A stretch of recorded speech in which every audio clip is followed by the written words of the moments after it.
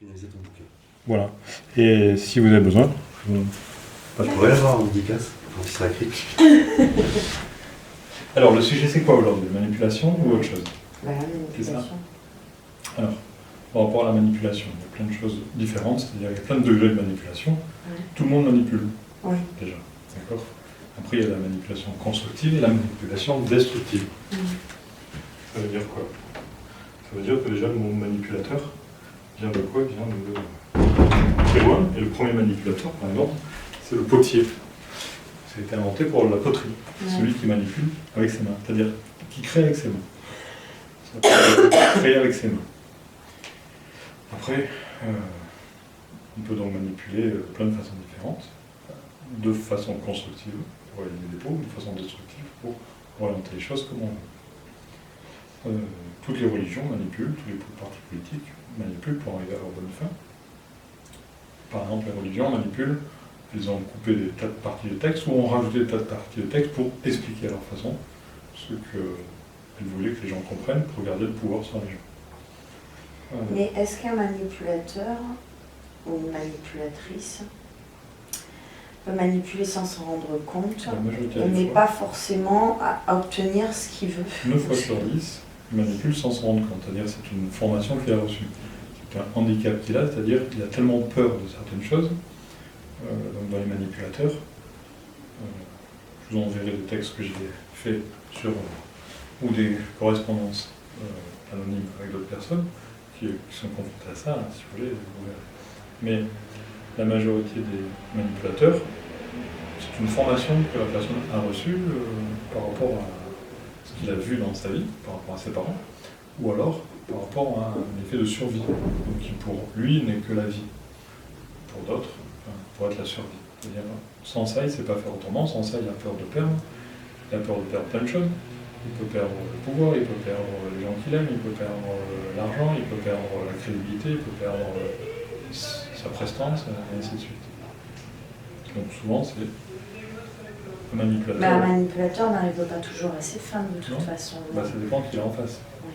Voilà. S'il a quelqu'un qui sait entendre et sait voir, il ne pourra pas. Donc il partira ailleurs. Mais c'est un petit peu la même chose que des livres qui disent le manipulateur et son complice. C'est-à-dire la personne qui joue avec, c'est qu'elle a une problématique qui fait qu'elle est attirée là-dedans. Maintenant, face à un manipulateur, si on n'est pas un expert, on a toujours tort. Et si on est un expert, le manipulateur va voir ailleurs, parce qu'il sait qu'il ne peut pas rien faire, donc il va chercher d'autres points. Donc la majorité des manipulateurs culpabilisent énormément. Enfin, il y a des critères déjà. Il y a sur 30 critères, si vous dépassez 30%, 40% des nombres de critères, la personne est manipulatrice, mais bon, 30%, beaucoup de gens qui peuvent être manipulateurs de façon constructive, c'est-à-dire penser que c'est bien. Et après, il y a des manipulateurs qui sont destructeurs. Beaucoup de parents sont manipulateurs constructeurs. Quand ils disent les enfants ne fument pas, c'est la manipulation constructive. L'effet est souvent destructeur parce qu'il ne présente que la partie négative de la cigarette. Il ne présente pas la partie positive. Ce qui fait que quand l'enfant fume, il pense que son parent est totalement has-been parce qu'il n'a pas présenté la partie positive. Et n'ayant pas présenté la partie positive, le parent perd la crédibilité. Tandis que s'il présente les deux parties, l'enfant voit le bon côté, qu'il ressent et que le parent a présenté, et en même temps il dit le mauvais côté existe aussi. Donc c'est plus facile, et le parent d'un seul coup garde la crédibilité, et l'enfant peut toujours voir le parent pour être aidé, le parent. Donc c'est pareil par rapport à la manipulation. Et par exemple, une manipulation, ce sera un cas de vieillesse, par exemple. Destructive, puisque le parent a peur d'être seul. Et en même temps, c'est des fois une phrase passe-partout qu'on entend pour s'amuser, mais des fois l'enfant le prend comme vrai. Ou dans un couple, quel que soit le couple, mais c'est avec pas enfant, mais c'est une femme surtout, lorsqu'il y en a un des deux qui dit je ne sais pas ce que j'aurais fait si tu n'étais pas resté. Et puis celui qui entend ça peut dire parce que la personne tenter à sa vie. Donc, si je comprends bien, toute personne qui a peur de perdre, qui a peur de quelque chose, peut être susceptible de manipuler de toute façon. Oui, mais après, il y a des manipulations de tous les degrés. La majorité des gens manipulent de façon gentille. Après, il y a des manipulateurs qui sont méchants, destructeurs. C'est par exemple des gens qui, quand c'est dans un couple, ou dans la famille, c'est quelqu'un qui ferme les volets, qui ferme les portes, pour avoir la proie vraiment qualifiée, et que personne n'entende ce qu'il fait ou ce qu'il va faire ou ce qu'il est en train de faire. Ni entendre ni voir. Parce qu'il ne faut pas que son image soit... Oui, c'est toujours fait dans un endroit confiné et non pas éventuellement à l'extérieur. La plupart des cas, il y a quand même des... Ceux qui le font en plus à l'extérieur sont en plus manipulateurs et machistes. Pour l'homme, pour la femme, donc il y a des femmes machistes, mais souvent c'est l'homme. Et tu peux voir des fois des hommes au restaurant avec leurs femmes, des femmes complètement soumises, qui leur expliquent la vie de haute voix. Toutes les tables entendent autour. Je ne sais pas dernièrement où, en plus la personne est manipulatrice, mais en plus elle est machiste. C'est-à-dire que devant tout le monde, l'homme affirme sa supériorité en expliquant la vie à la femme. Tu dois faire comme ça, ce que tu as fait c'est pas bien, etc. Tout le monde peut entendre la conversation. Donc ça c'est le summum. C'est rare, mais ça existe. C'est en plus on se trouve le côté machiste. C'est-à-dire toute puissance. Souvent derrière, il a ce qu'il faut pour avoir toute la puissance, qu'elle soit financière, qu'elle soit avocat, qu'elle soit tout ce qu'il faut. C'est-à-dire, oui, il s'est écrasé de toute façon. Il sait dire que quoi qu'il arrive, c'est lui qui a raison. Voilà. Et c'est par rapport à toi en fait, hein, c'est par rapport au couple de... On va y venir, mais par rapport au manipulateur, un exemple que j'ai pu voir, je vais le dessiner au tableau, mais quand tu es confronté à un manipulateur, il faut pouvoir voir la personne dans un lieu public, et le plus proche des gens. Si tu te mets dans un coin, c'est pas bon.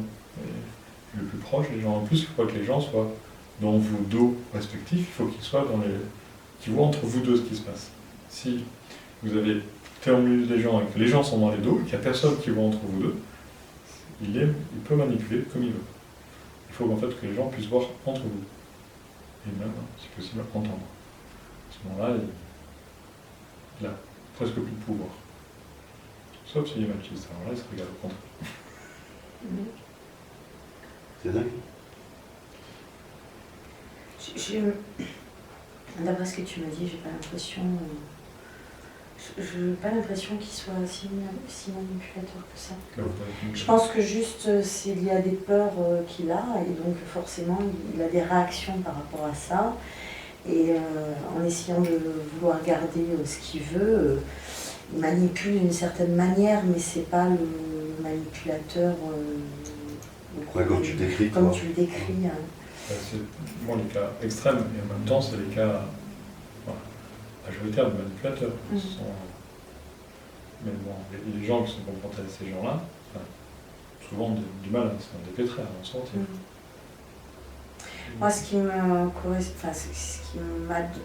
fait penser qu'il faisait la manipulation, c'est qu'il peut il peut changer d'avis très rapidement. Et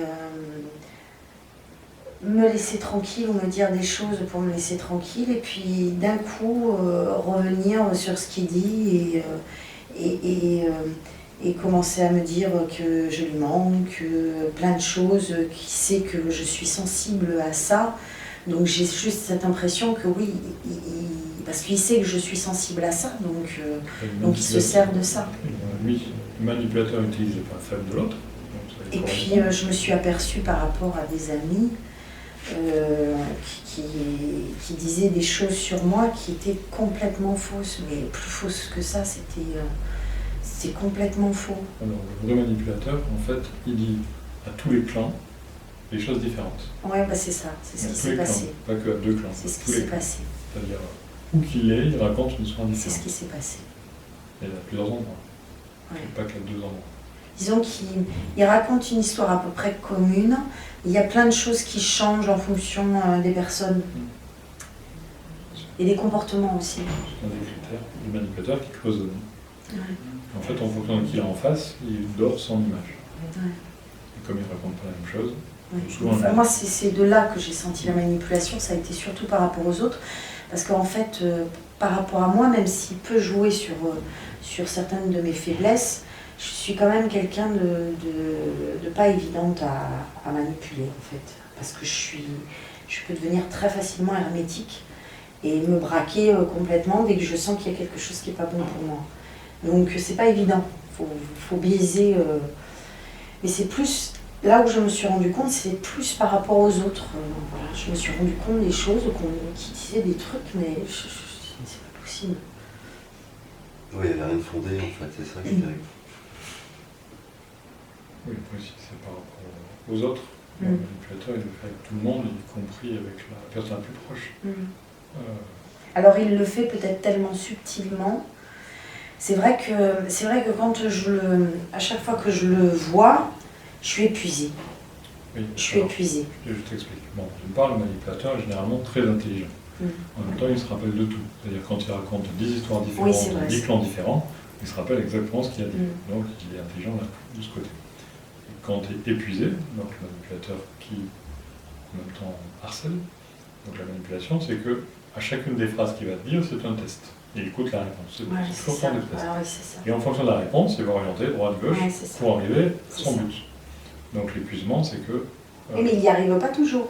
Même pas du tout. Là, en ce moment, c'est barrage. Ouais, mais moi, je suis épuisée à la sortie d'une conversation. Je suis vidée. L'astuce, c'est pas très compliqué. C'est qu'il y a toujours le fond et la forme.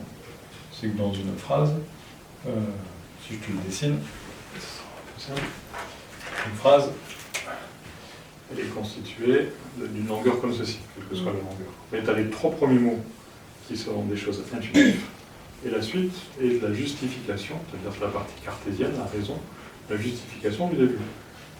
Donc, il faut t'arrêter toujours aux 3 premiers mots, parce que le reste, c'est juste la justification. Donc, l'épuisement, c'est-à-dire qu'en fait, tu as ici le fond et ici la forme. Donc, dans le cas de la manipulation, il faut toujours revenir au fond. Lui va toujours t'emmener dans la forme en essayant de te faire prendre des vessies pour des lanternes. Et il faut couper le plus tôt possible, sinon tu vas passer du temps. Il faut revenir au fond. Ce que tu fais d'ailleurs aujourd'hui. Ce que j'essaye de faire, je n'ai pas l'impression d'y arriver tout le temps, puisque tu vois, ce matin encore, j'ai passé quand même 20 minutes à discuter avec lui.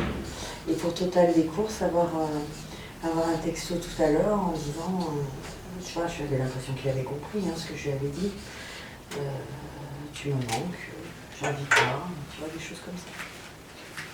Mais là, j'ai pas répondu. Je réponds pas. Qu'est-ce que tu veux que je réponde à ça? Oui, parce qu'elle est claire avec lui, si tu veux. Alors, mais finalement, donc il parle, on a l'impression qu'il a compris, et il revient par des textos, il revient par autre chose. Il revient par des choses, oui, qui me touchent, oui, forcément, il me dit j'ai envie de toi, ça ne me laisse pas insensible non plus. On fait un essai. Tu te mets à sa place, d'accord? Tu mets à sa place et tu me dis tout ce qu'il te dit. Moi, je vais te montrer comment tu peux répondre, et à la fin, tu me diras si c'est pareil. Non, mais en fait, c'est soit ce qu'il te dit, soit ce qui te dérange, soit les endroits où tu es bloqué, soit, en fait, le côté problématique. Pour te montrer d'autres variantes, peut-être que tu le fais déjà, peut-être que tu le fais différemment, pour couper court. Déjà, quand il n'arrête pas de me dire tu veux plus de moi, tu veux plus de moi. Tu veux plus de moi, tu veux plus rien entendre de moi. Qu'est-ce qui me sort? Alors, puisque on prend celle-là, tu as déjà dû répondre 10 fois, pourquoi? Donc tu inverses la situation et tu dis d'après toi pourquoi. Qu'est-ce qu'il va répondre? Parce que tu n'es plus amoureuse. Parce que tu étais avec quelqu'un d'autre. Non, voilà, tu as la réponse. Pourquoi tu me reposes la question? Non, il va la reposer de toute façon. C'est pas grave.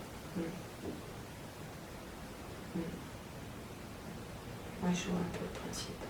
Ça, c'est par rapport à celle-là. Ouais. Voilà, ça me vient pas. Là, ce que je te dis, c'était par rapport à ce matin. Mais ça revient en permanence. Ça revient en permanence. Alors, une façon de faire, quand il te dit des choses comme tu as dit. Tu peux aussi lui dire,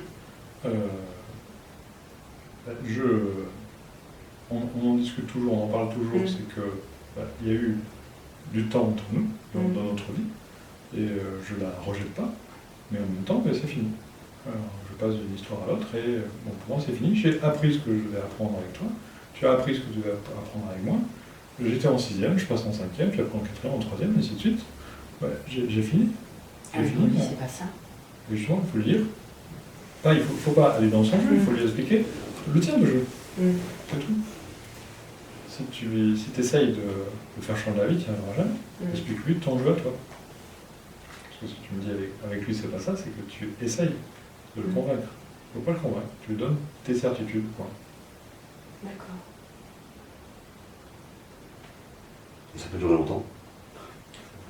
Après, par rapport au texto qui dit mon consent, donc c'est sûr que tu n'es pas obligé de répondre, c'est très bien aussi.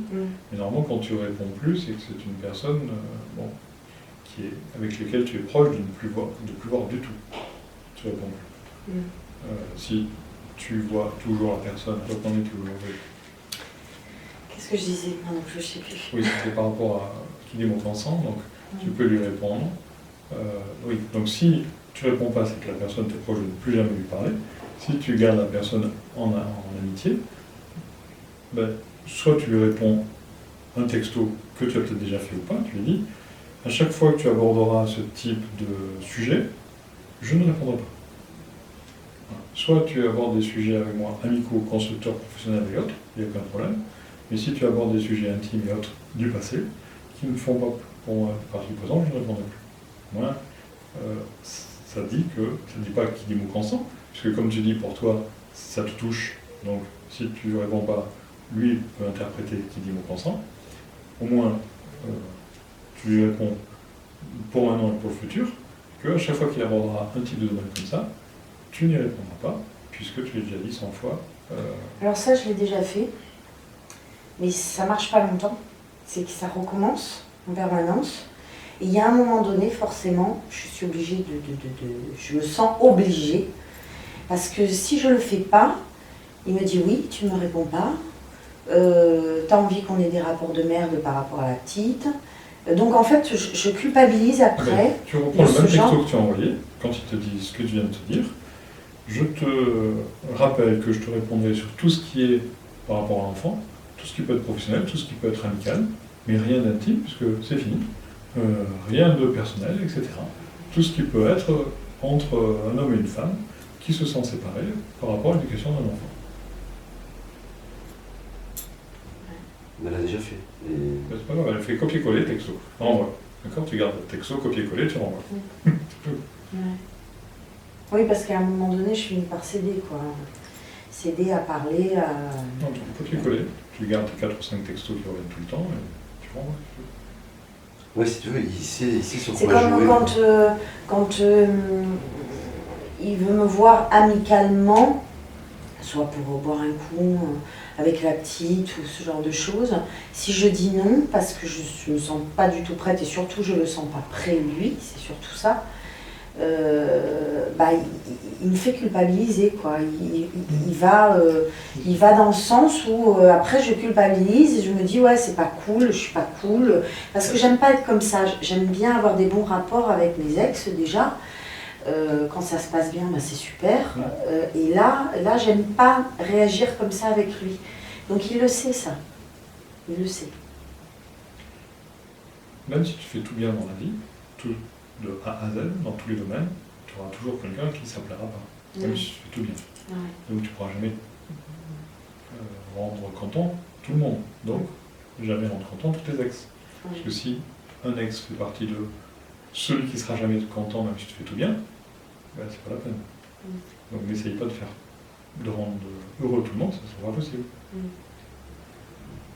Ça passe par un travail aussi de Sam, le fait de ne pas culpabiliser pour ça. Oui, mais justement, c'est ce que je t'explique, c'est ça. C'est-à-dire que, même si tu fais tout bien, il y aura toujours quelqu'un qui ne sera pas content, c'est pas la peine d'essayer même de faire tout bien, parce qu'il y aura toujours quelqu'un qui ne sera pas content. Donc ça ne marche pas. Je t'explique, ça ne fonctionne pas. Donc, ceux qui sont... est-ce que tu estimes,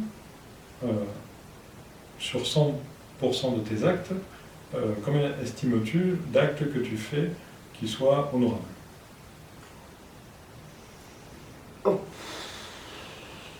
Bon, j'estime pas énormément. Je suis pas toujours fière de ce que je fais. Hein.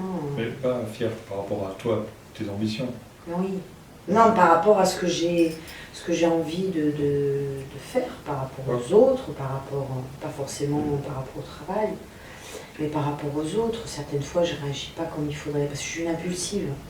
Donc, je réagis pas toujours comme il faudrait, mais j'aimerais. Mais bon, en même temps, on peut pas toujours... Certaines fois, je culpabilise pas du tout, parce que je suis comme ça hein, aussi. Et puis après, ça dépend de la personne que j'ai en face de moi. Ce qu'il comprend ou ce qu'il comprend pas. Ouais. Oui, mais... Oui, c'est vrai. Oui, mais lui, il arrive à me faire culpabiliser. Je suis d'accord. Mais face à certains manipulateurs, et même la majorité des manipulateurs, c'est impossible de leur faire face, parce qu'ils veulent toujours avoir raison, parce que soit il faut être un pro, et si tu es un pro, il ira chercher notre victime. Donc, à chaque fois que tu culpabilises, il faut savoir que il utilise des artifices pour ça. Donc en fait, il faudrait que j'ai le moins de rapports possible avec lui, pour qu'il... Quel âge a l'enfant? Elle a 5 ans. Est-ce que vous avez... C'est vrai que récemment, elle a fait des dessins. Papa, maman se tenant la main, la maison. Voilà. Alors, il est où le problème? Disons qu'elle fait souvent des petites remarques comme ça. Aussi bien elle dit à son père, ce serait bien que tu trouves une copine. À moi, elle me dit la même chose, ce serait bien que tu trouves un copain. Mais en même temps, c'est quelque chose que je sens. En même temps, cette situation ne lui convient pas tout le temps. Savoir que papa, parce que souvent elle me dit pourquoi papa il ne vient pas manger avec nous, ou pourquoi papa on ne le voit pas. Donc tu réponds. Parce qu'on est séparés. Voilà. Et il est où le problème? Et que le problème, il a été, c'est qu'au départ, on a essayé quand même de faire des choses ensemble pour la petite, et que maintenant j'ai coupé court à ça. Oui, parce que l'excuse c'était la petite, mais tu as aperçu que c'était pas pour la petite. Non, parce que quand il était là et que, en fait, il passait son temps à discuter avec moi, mais il la calculait pas beaucoup à ce moment-là.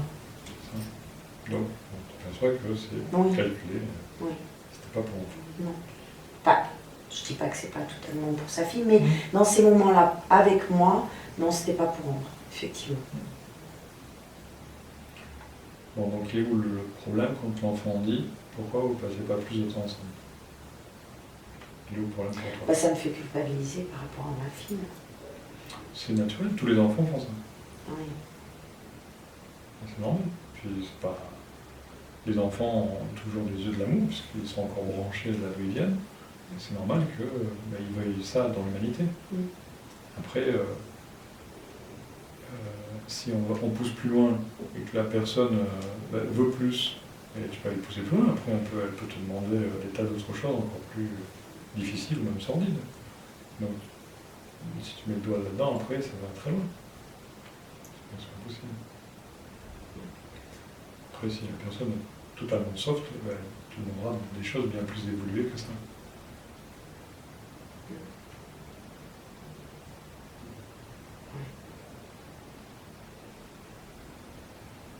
C'est pas évident. Ouais. Ça dépend, il faut voir, parce que la séparation date d'il y a combien de temps? Ça fait 5 mois. Ouais, 5-6 mois. D'accord. Bon, déjà, depuis 5 mois, est-ce que tu n'as pas pris du grade là-dessus? Oui. Oui, mais ce qui est compliqué pour moi en fait, c'est que avec Antoine, j'étais dans une espèce de codépendance, c'est-à-dire que je fonctionnais qu'à travers lui. C'est-à-dire que quand il allait bien, j'allais bien, quand il n'allait pas bien, j'allais pas bien. C'était à son bon vouloir en permanence. Et je me suis un peu oubliée en fait avec lui. Et quand j'ai commencé à reprendre un peu du poil de la bête, c'est comme ça que je suis allée un peu vers la séparation. Enfin, ça a mis du temps quand même. Mais malgré tout, je l'ai quitté parce que j'étais pas heureuse, mais j'avais encore des sentiments pour lui, une attirance sexuelle aussi pour lui quand je l'ai quitté, et des sentiments. Donc, il y a beaucoup de gens qui se séparent quand ils ont des problématiques et qui s'aiment encore. Ils se séparent pour des tas de raisons différentes. Oui, mais quand on a en face de soi quelqu'un qui accepte. Moi, quand j'ai quitté mon ex d'avant Antoine, c'est ce qui s'est passé, il m'aimait encore. D'ailleurs, c'est mon meilleur ami maintenant. Je m'entends très très bien avec lui. Il m'a laissé faire, il m'a laissé vivre, il m'a pas fait culpabiliser, il m'a pas fait du harcèlement, il m'a pas mis la tête comme un compteur à gaz, il s'est pas servi de mes amis, il n'a pas fait toutes ces choses-là. Et Antoine, j'ai juste l'impression qu'il se sert des sentiments que j'ai encore pour lui, justement pour essayer de me récupérer, alors que ça c'est un truc que je ne ferai pas parce que je ne supporte plus l'idée de dépendre de lui mentalement. Donc je ne supporte plus. Maintenant, quel type de séparation vous avez ensemble, c'est-à-dire au niveau administratif? Pour le moment, ça n'a pas été légalisé, mais ça va se faire le 13 octobre. On va faire une garde partagée. D'accord, et est-ce que les documents sont prêts en cours?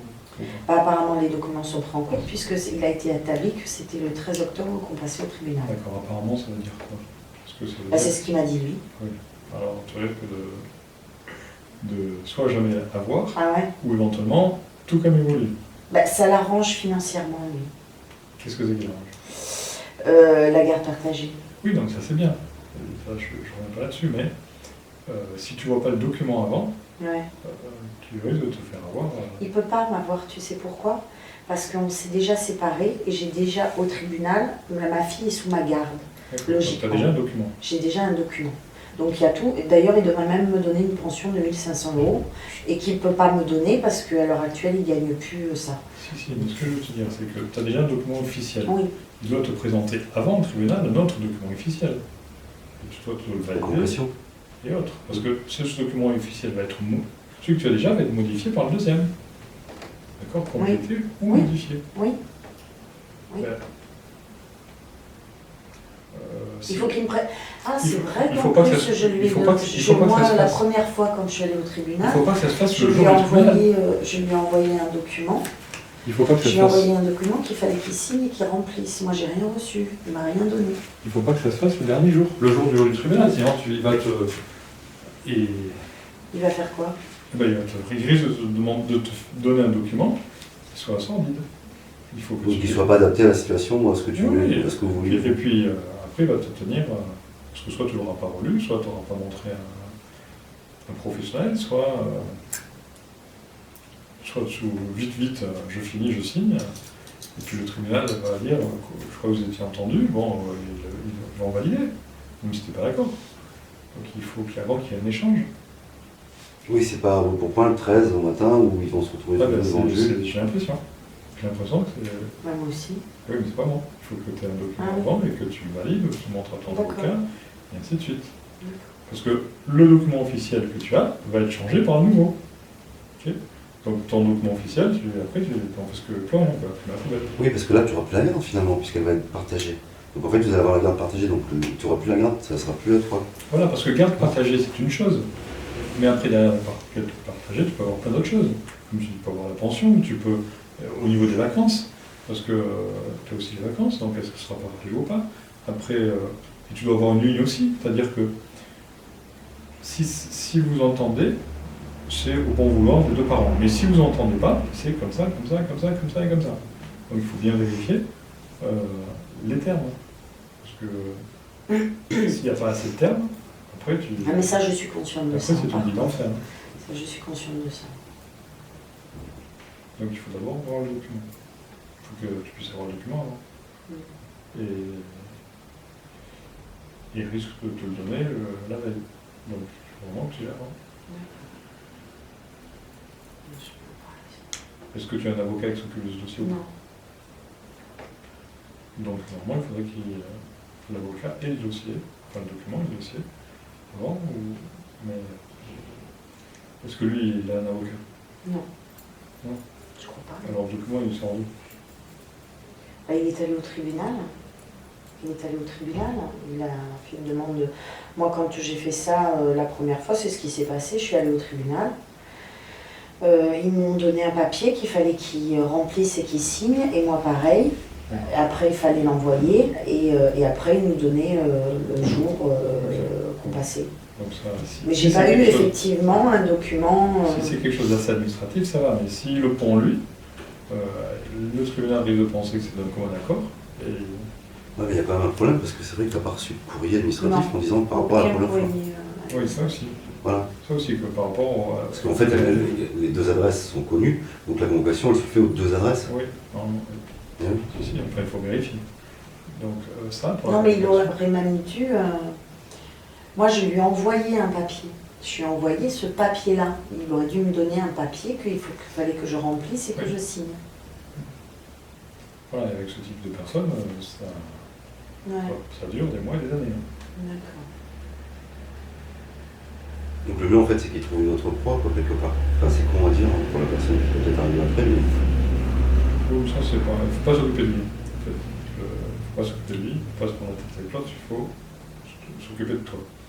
Donc pour ne pas être sensible à ce qui se passe ailleurs, il faut que tu sois assez nourri par ailleurs. Donc il faut que, par ailleurs, tu n'aies pas besoin, quelque part, d'aller te nourrir ailleurs. D'accord? Donc ça veut dire que tout le chantage qu'il peut faire ne puisse plus avoir pour que ce chantage ne puisse plus avoir d'impact sur toi, il faut que tu... Si tu as faim quelque part, il faut que tu sois déjà rassasié ailleurs. Voilà. Je comprends pas tout à fait. Ça veut dire que si par exemple tu as besoin d'amour pour lui et que moi je t'en donne beaucoup plus, c'est avec moi que tu dois être et non pas avec lui. C'est un peu ça cette histoire. Oui. Enfin je parle d'amour mais ça peut être n'importe quoi, hein, ou d'amitié ou peu importe. Le tout c'est qu'il ne te nourrisse pas, c'est que tu ne sois pas obligé d'être nourri par lui parce que tu ressens par lui. Si en fait il est attractif quelque part, donc ça sous-entend que tu es en manque. Si tu n'es pas en manque, tu ne peux pas être attractif. C'est-à-dire si, on peut prendre le cas de l'alcool ou de la cigarette. Si tu as fumé une cigarette, rarement ils ont fumé une deuxième après. Tu as bu une bouteille de vin, tu n'as pas envie d'en boire une autre après, ainsi de suite. C'est pareil. Donc soit tu es déjà rassasié, soit si tu ne veux pas, c'est normal, tu sois en manque. Maintenant, il faut aussi que tu fasses entrer en toi le fait que la personne n'a pas une bonne forme et puis il voudra toujours t'utiliser. Et le fait que professionnellement parlant, ça c'est une question perso que je pose, elle n'a jamais su finalement ce qu'il faisait professionnellement. Il ne disait pas les choses. Et l'enfant a 5 ans, donc il y a au moins 5 ans de vie commune. 6 ans. 6 ans. Donc, et au bout de 6 ans, tu ne sais pas ce qu'il fait professionnellement. Il faisait... si, je savais qu'il travaillait au Parisien, à l'époque. Après, quand il a arrêté, il s'est mis à travailler avec son cousin. Mais je ne connaissais pas les tenants et les aboutissants. C'est-à-dire que je ne demandais pas d'explication. Je savais ce qu'il faisait. Je savais ce qu'il faisait, mais pas... Il n'en parlait jamais, quoi. Il m'en parlait pas et moi, je ne posais pas de questions. Si. Ça, c'est pas un problème, c'est... Enfin, bon, le manipulateur utilise cette façon-là, donc moi de pas en parler pour éviter qu'on sache ce qu'il fait. Mais si en plus tu ne posais pas de questions, c'est normal aussi qu'elle en parle pas. Non, mais parce que quand je posais des questions... Voilà, ça c'est intéressant. Donc après, je ne posais plus. Voilà, donc si tu poses des questions et qui t'en dégoûtait... Et puis j'avais toujours l'impression... Donc tu n'es jamais allé à son travail? Si. D'après toi, pourquoi? Non, mais par exemple, là où je... Non, si, je connaissais beaucoup de choses quand même, mais par exemple, il s'est pris la tête avec son cousin, il a arrêté de travailler avec lui, je ne connais pas l'histoire en fait. Je ne connais pas l'histoire. Il m'a dit une histoire, mais j'y crois pas à son histoire. D'accord, ce que je te dis, d'après toi, pourquoi est-ce qu'il aurait... Quelles sont les hypothèses pour lesquelles il aurait besoin de ne pas te parler de son travail? Parce qu'il a dû se griller. C'est possible. Et pourquoi est-ce qu'il n'ose pas t'en parler? Parce qu'il ne veut pas que je le descende. De quelle façon tu peux le descendre?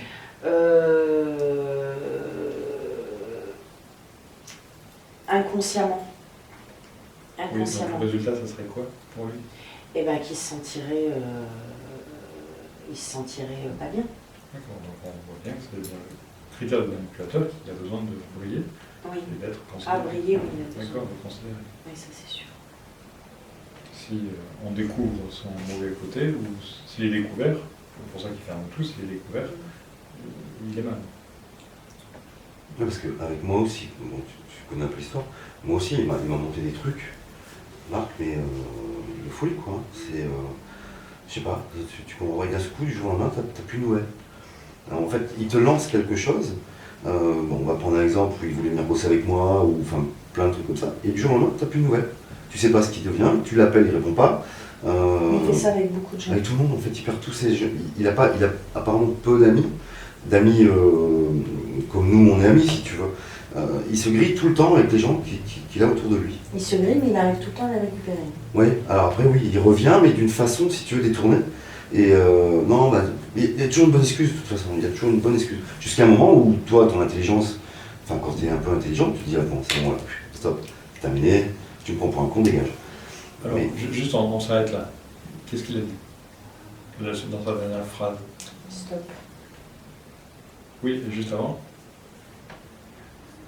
Je Si tu es un peu intelligent, Oui.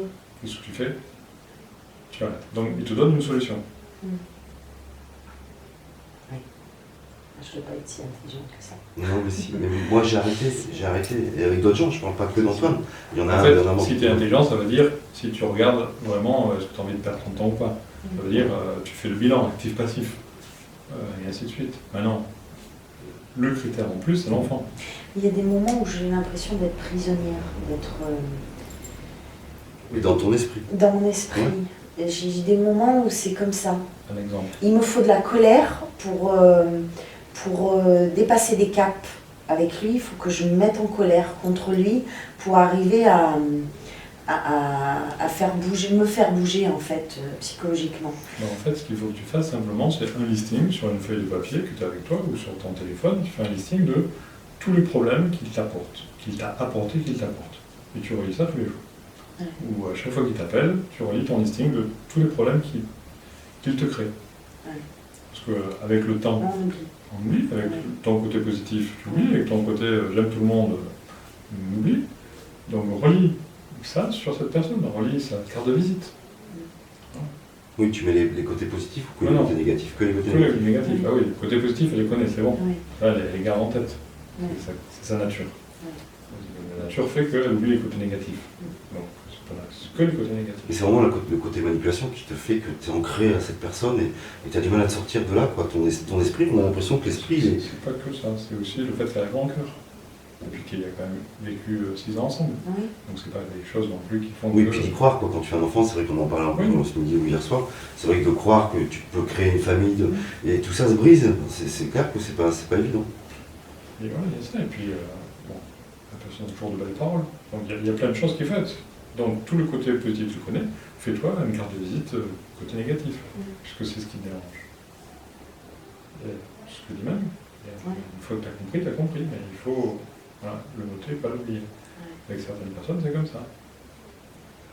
Oui, Mais ça existe à tous les degrés, ça existe à tous les degrés, même avec nos propres parents, ça existe.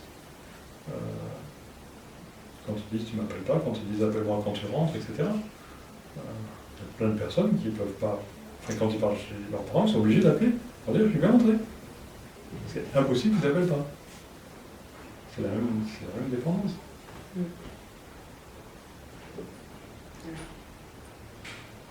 Donc, il faut juste faire cette liste sur un petit mémo, pense bête, là-dessus.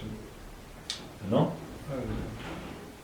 le lien qui reste, c'est l'enfant surtout, qui va pouvoir te le rappeler et va pouvoir utiliser ça. Mais au bout d'un moment, imagine le pire qui pourrait arriver au fur et à mesure. Ça s'amplifie. La problématique s'amplifie. Qu'est-ce qui pourrait arriver de pire?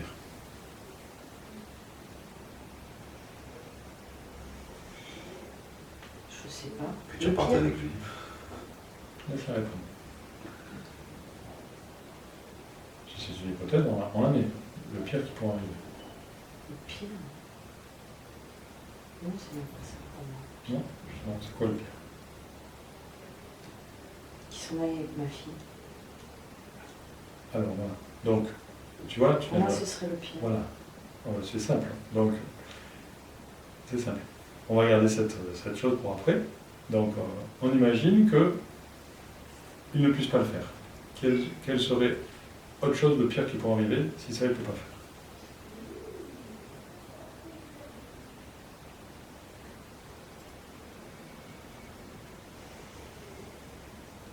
Ouais, arriver à me récupérer, c'est vrai. Alors pourquoi ça serait le pire? Parce que je me sens fragile et je veux surtout pas, parce que j'ai été super malheureuse. Oui, mais qu'est-ce qui pourrait arriver donc si ça se passait? Dis-moi ce qui pourrait arriver de pire si ça se passait. Eh ben, je ne m'estimerais pas. Oui, qu'est-ce qui arriverait de pire si tu ne l'estimes pas? Si ça se produit pendant de nombreuses années encore? Eh ben, je serais pas bien encore, je serais encore... voilà. Et qu'est-ce qui se passerait? Ben, à un moment donné, ce serait la fin. Aussi. Et qu'est-ce qui se passerait? Je ne sais pas. La fin, c'est quoi? Dis-moi ce que c'est. La fin, qu'un jour je comprenne, mais au détriment de quoi? Au détriment de perdre du temps et beaucoup de souffrance, et ça D'accord. Ça me plaît pas, quoi.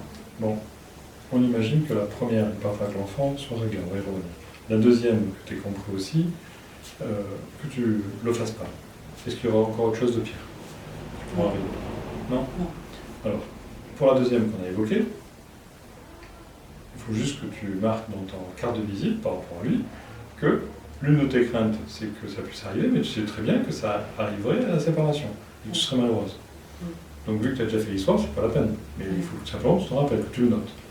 Première partie, qui est encore plus difficile pour toi, et qui est normale, c'est pour ça que je te demandais où étaient les documents officiels, c'est qu'aujourd'hui, quelque part, tu vas céder à toutes ces demandes, puisque tu as peur qu'ils partent avec ta fille.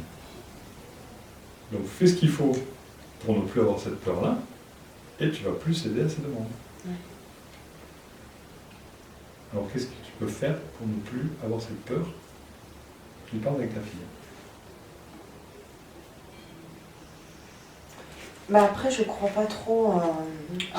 Non, je crois pas trop à l'État, à ce qu'ils font. Il y a des parents, des pères ou des mères qui s'en vont avec leurs enfants, qu'on ne les retrouve jamais. Alors, est-ce qu'il est français ou pas?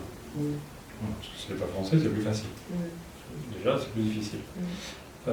Maintenant, administrativement et réglementairement, il existe, même si tu fais la garde partagée, le fait que l'un ou l'autre parent ne peut pas emmener l'enfant à l'étranger, ou hors du pays ou autre, sans l'accord de l'autre. Mais pourtant, il y en a qui le font. Mais ce que je veux dire, c'est plus tu vas, toi, faire ce qu'il faut, regarder ce qui existe pour ça, et moins tu auras peur, et moins tu seras à sa merci. Par contre, si tu ne le fais pas, c'est sûr que tu pourras avoir toujours cette peur, et donc être à sa merci. Et donc accepter ses avances.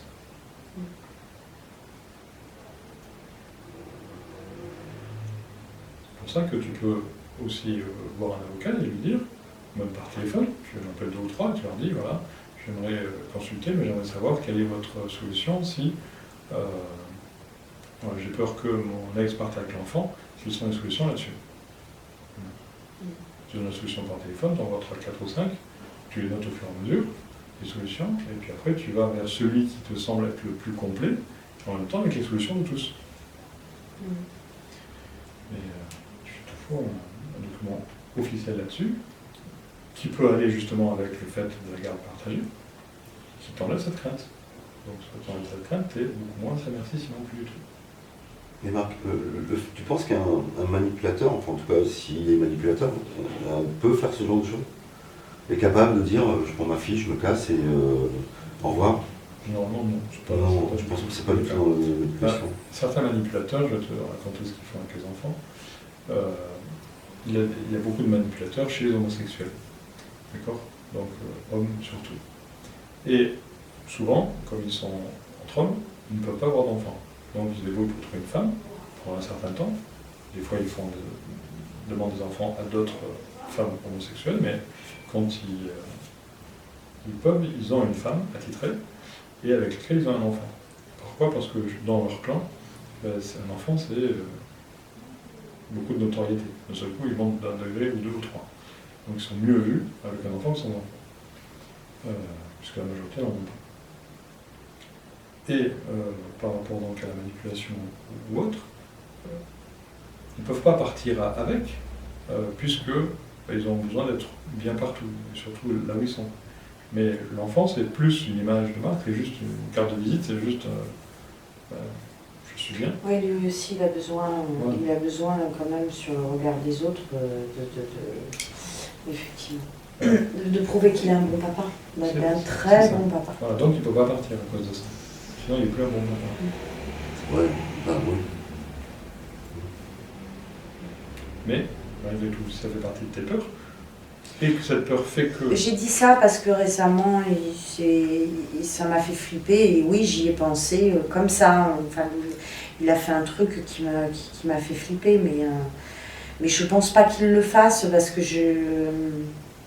il a trop besoin justement d'être un bon papa. Et aux yeux de tous. Je suis d'accord que tu ne penses pas qu'il le fasse, mais non, c'est juste ta peur. Et une façon de lutter avec ça, à sa merci, c'est d'enlever cette peur. Et il faut tout simplement trouver un moyen technique, professionnel, pour enlever cette peur. En fait, c'est à Sam d'enlever toutes ses peurs. Oui. Oui, à la base, le laisser lui, de toute façon, il ne changera pas. Tu ne peux pas le faire changer, quoi qu'il arrive. Au contraire, plus tu t'y intéresses, plus il augmente ton pouvoir. Par contre, quand toi tu changes, l'autre change. Pourquoi? Parce qu'il n'a plus de pouvoir sur toi. Si tu changes de façon négative, il a plus de pouvoir. Si tu changes de façon positive, il a moins de pouvoir. Donc, pour faire changer l'autre, il faut te changer toi. Quand tu changes pas, l'autre change. Non, parce que il sait qu'on est ensemble. Enfin, je veux dire, peu importe, il a le droit d'essayer de récupérer sa femme. Mais c'est vrai que c'est sans arrêt, c'est tout le temps d'ailleurs. Voilà, des textos, des appels. Il faut faire un copier-coller. Tu renvoies le même, c'est tout. Pas t'embêter avec ça.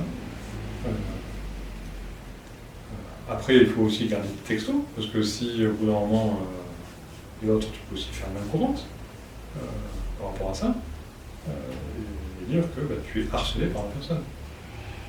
Aussi. Ouais, après c'est l'extrême, quoi. Tu vas vraiment... Oui, non, mais des fois, face à un manipulateur, moi je connais certains couples sur lesquels, bon, la séparation, ils sont obligés. Ils ont un dossier comme ça de plainte. De plainte et autres. Bon, l'administration ne comprend pas la manipulation, donc ils ne font rien là-dessus. Très peu de départements qui sont blindés là-dessus, donc ils ne comprennent rien. Donc le manipulateur a toujours raison. Mais c'est important que tu aies quand même toutes tes preuves.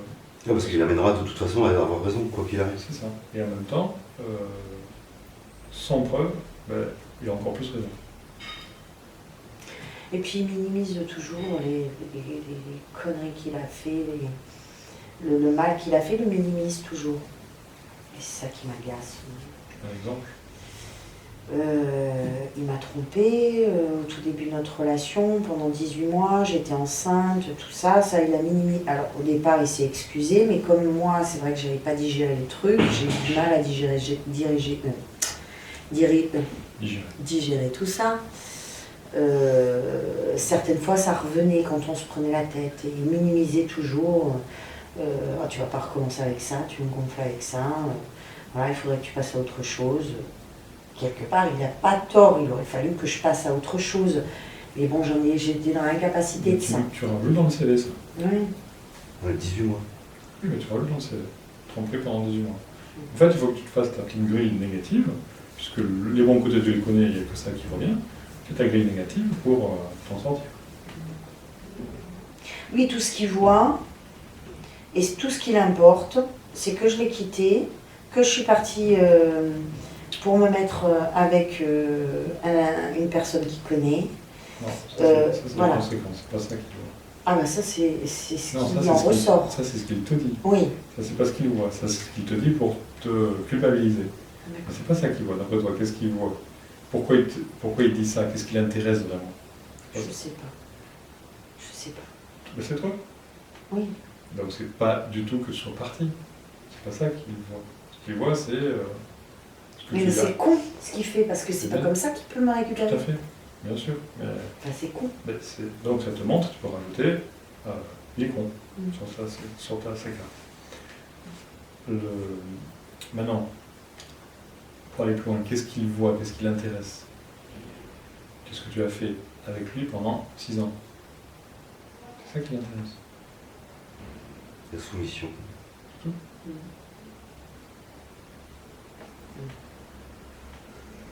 Donc c'est pas ce qui l'intéresse, c'est pas ce que tu as dit. Ce qui l'intéresse, c'est ça. C'est son objectif. Pas ce que tu as dit. Ce que tu as dit, c'est les conséquences. Oui, de toute façon, que ce soit moi ou que ce soit un autre, de toute façon, ça va être la même chose. Tout à fait. Oui. Oui. Je pense aussi. C'est ça qui l'intéresse. Bon, pour parler vulgairement, c'est ton cul. Oui. La soumission. Oui, c'était facile. C'est vrai que pendant ses années, il a eu la main. Parce qu'aujourd'hui, il pense que la masse s'en va, donc... Mais c'est vrai qu'il passe par des phases de colère, des phases d'amour. En fait, d'après les dires de Sam, hein, il essaye plein de choses. Ça va être la méchanceté, ça va être la dernière fois, pour parler, elle voulait avoir des nouvelles de sa fille, pendant une journée, il a laissé sans nouvelles, il y a de quoi s'inquiéter. Enfin, tu vois, il passe par plein de phases comme ça. À chaque fois qu'il voit que Samantha est claire, il oublie d'essayer autre chose. Et dès qu'il voit que ça marche, ça il va réutiliser. Donc il essaye tous les degrés pour voir à quel endroit il peut jouer. Donc là où il ne peut pas jouer, il n'essaye plus, mais il a essayé pour vérifier, puis il essaye ce qui reste. Et tu penses qu'on est vraiment dans un mec qui manipule par rapport à ça? C'est un... Pas énormément, mais un petit peu. Pas énormément, parce qu'un vrai manipulateur, parce quand il y a séparation, il est hyper méchant. Et la séparation, il ne te laisse aucun quartier. C'est pour ça que par rapport à la garde partagée, c'est bien parce que c'est partagé, mais il faut quand même voir les conséquences. Imagine, le garde partagé, c'est toujours toi qui as quand même tous les droits sur l'enfant, c'est pas lui. Quoi? Garde partagée. Oui. Parce que même dans la garde partagée, il y a toujours un parent qui est prédominant. Oui. Souvent c'est la mère, donc est-ce que c'est bien le cas? Ah, je sais pas. Oui, parce que garde partagée, c'est pas... Il y en a toujours un qui est plus responsable que l'autre. D'accord. Ça, tu peux le demander aussi. Oui. Parce que c'est peu qu'il le demande. Si jamais il le demande et qu'il a envie de faire le chantage, il va te dire « je pars avec l'enfant dans un autre pays ». Et ce ne sera plus toi. Donc c'est pareil. Il faut bien vérifier ça. Oui, en fait, on donne la garde à quelqu'un et on la partage avec quelqu'un d'autre. Donc ça. il faut que la personne soit... Oui, donc vérifier ça aussi. Ben, déjà, elle est à ma garde. Voilà, mais c'est ça qu'il faut vérifier qu'elle y soit toujours. Ah ben, elle y est toujours. Oui, mais pas sur le nouveau papier, puisque ça va annuler et remplacer C'est ça. ce qui était fait à l'époque. Il faut bien vérifier. Ah, mais pour ça, il faut que je signe quelque chose. Je suis d'accord, mais si c'est le jour où tu signes sans vraiment avoir lu ou... Ah, mais je vais pas faire ça. Mais oui, mais quand tu es devant le juge, tu sais, il y en a pour 3 minutes. Hein. Et puis des fois, il y en a pour 2 minutes. Et puis c'est emballé, suivi. Hein. Tu ne te laisses pas le temps de réfléchir. Alors, au tribunal, tout est déjà fait. Hein. Vous venez juste pour qu'ils disent amen. Hein. Donc, il ne faut pas que tu y ailles si tu ne sais pas ce qu'il y a dedans. Il y en a pour entre 1 minute et 10 minutes maximum. En plus, vu que c'est une conciliation, il y en a pour 2 minutes. Pas d'avocat ni rien, il y en a pour 2 minutes. Je vais en parler ça pour que tu fasses le papier. Et en même temps, lui en parler, en même temps, tu fais la même démarche que lui, ou que tu as fait au début, tu vas au tribunal, tu expliques la situation, tu demandes comment ça doit se passer, etc., etc. Tu expliques tes craintes, tu dis peut-être que mes craintes sont fondées, peut-être qu'elles ne sont pas fondées, d'accord, et tu demandes quels sont les... Voilà, il y a les greffiers normalement qui te répondent là-dessus, ou d'autres. Après, tu as des cabinets d'avocats aussi qui sont une journée par semaine présents gratuitement, tu te renseignes aussi. Non, mais si tu es un avocat, moi, je vais mettre dans les mains de Maître Badini. C'est vrai, t'as peut-être certainement raison d'ailleurs. Ouais. Il faut tout simplement vérifier, ça t'enlève des craintes, des peurs, et face à lui, déjà il s'aperçoit que tu peux moins jouer, donc il va être bloqué, et en même temps, toi tu auras moins de craintes, donc tu seras moins dans cette problématique. Tu auras plus de jeux, plus d'arts, plus de connaissances. C'est la connaissance. Hein. Si on le fait différemment, les peurs viennent de quoi? Il y a longtemps, les gens pensaient que la Terre était plate. D'accord? Est-ce qu'ils avaient peur de quelque chose, ces gens-là? De quoi? de tomber. tomber. Au bout des océans, ils avaient peur de voyager, tomber au bout des océans. Un jour, il y en a un qui leur a dit « Ne vous inquiétez pas, la Terre est ronde. » Galilée, qu'est-ce qu'on lui a fait à celui-là? On l'a enfermé toute sa vie, il est resté toute sa vie à Rome en prison, parce que ça allait contre les idées de l'Église. Et donc, enfermé. 5000 ans après, pour les peuples qui n'avaient pas la connaissance, 5000 ans après, ceux qui ont la connaissance sont venus au fait que la Terre était ronde. Donc, ils avaient peur de tomber, mais la peur était supprimée par la connaissance. Puis, les gens ont commencé à voyager d'un pays à l'autre, enfin d'un continent à l'autre. Ils ont eu peur de ce qu'ils ont vu.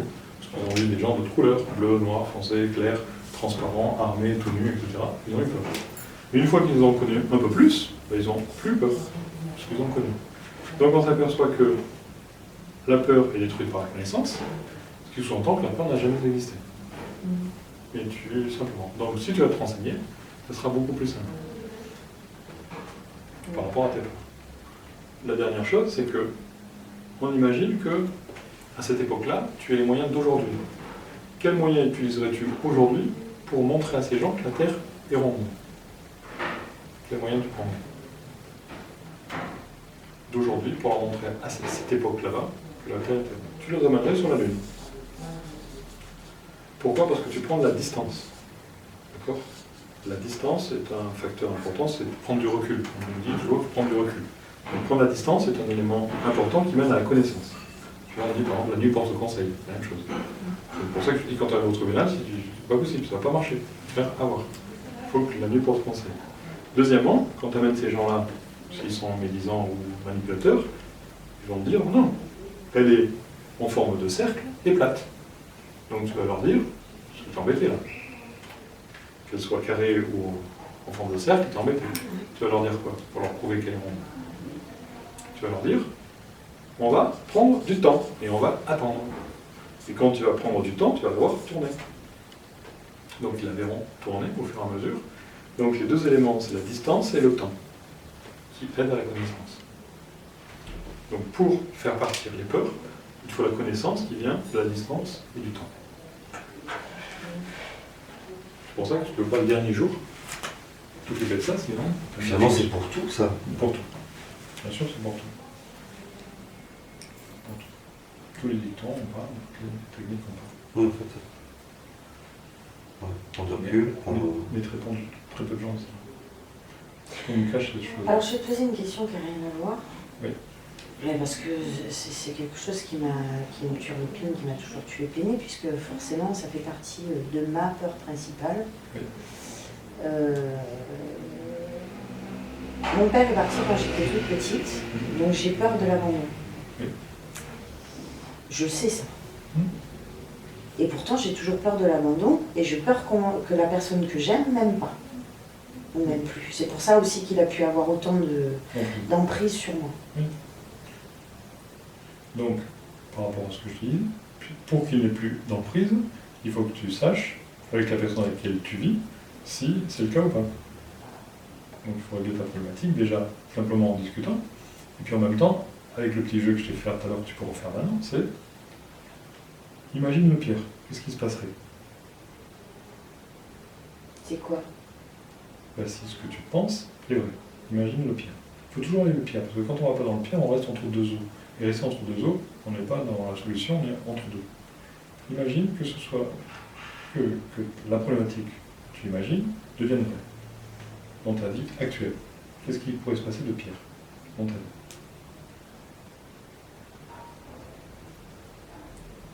Ça me prendrait malheureuse. Et puis, qu'est-ce qui se passerait après ça? Ça me fait mal. Et après ça, qu'est-ce qui se passerait? J'aime pas avoir mal. Oui, d'accord. Et après ça, qu'est-ce qui se passerait? Ben, rien. Je crois que peut-être que ça passerait. J'en sais rien, je sais pas. Pourquoi c'est pas passé déjà 10 fois? Oui. Juste t'apercevoir qu'après la pluie, il y a le beau temps. Oui. Et que ça sert à rien d'avoir peur, puisque on est toujours mieux de plus en plus. On est toujours de mieux en mieux. Parce qu'on est toujours de plus en plus intelligent, on se sert de l'expérience, etc. Même si on a fait une fois, deux fois, trois fois, normalement on a compris, c'est une tarte. On a compris, on a toujours mieux. Et la vie évolue tout le temps, donc les gens évoluent aussi, on a toujours mieux. Donc c'est pas grave si on a peur d'abandon. On peut, en imaginant le pire, on s'aperçoit que les choses changent et elles évoluent. Maintenant, on peut aussi travailler pour régler cette peur, mais là, quelque part, avec l'âge vient la sagesse, et donc avec l'expérience, la peur disparaît. Donc c'est pas grave. Il faut t'apercevoir que dans le temps, tu l'as vécu 10 fois, et pourtant, bon, c'est pas aujourd'hui ce qui t'embête le plus.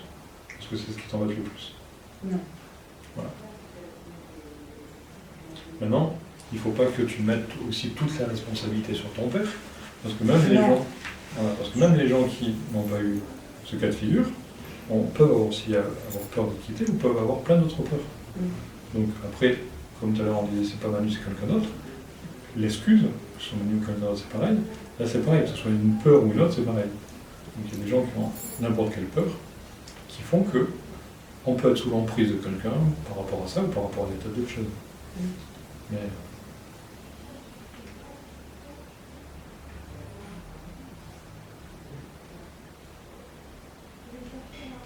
Et d'où peut venir cette peur, alors, si ça ne vient pas forcément d'abandon, si ça... Ça vient en partie de l'abandon, parce que bon, ouais, c'est normal. Après, ça vient de quoi aussi? Ça vient que tout être humain a besoin de recevoir de l'amour et d'en donner. Donc c'est aussi normal qu'on puisse, en voulant en recevoir, en donner. Donc c'est pas forcément que la peur de l'abandon. Ça vient aussi que tu as un grand cœur, donc tu englobes beaucoup de choses, ce qui est le but de l'humanité. Donc c'est pas de vivre seul et dans la peur, c'est de vivre fraternellement et dans l'amour. Donc c'est normal aussi. Après, par rapport à ça, c'est aussi, il y a eu du passé, des histoires belles de vécu ensemble. Donc c'est normal aussi qu'on puisse ressentir quelque chose et ne pas vouloir oublier aussi les choses belles, parce que ça nous construit. Et ainsi de suite. Donc il y a plein d'éléments qu'on pourrait rajouter pour montrer que ce n'est pas que la peur de l'abandon qui fait que tu es dans cette problématique. La société nous fait voir le verre à moitié vide, donc nous faisons voir le verre à moitié vide, on ne voit pas nos qualités, on voit que nos défauts. Donc on n'a pas toute la confiance en soi, et on peut toute la confiance en soi, on a assez peur, et on met tout en bloc sur tel ou tel sujet.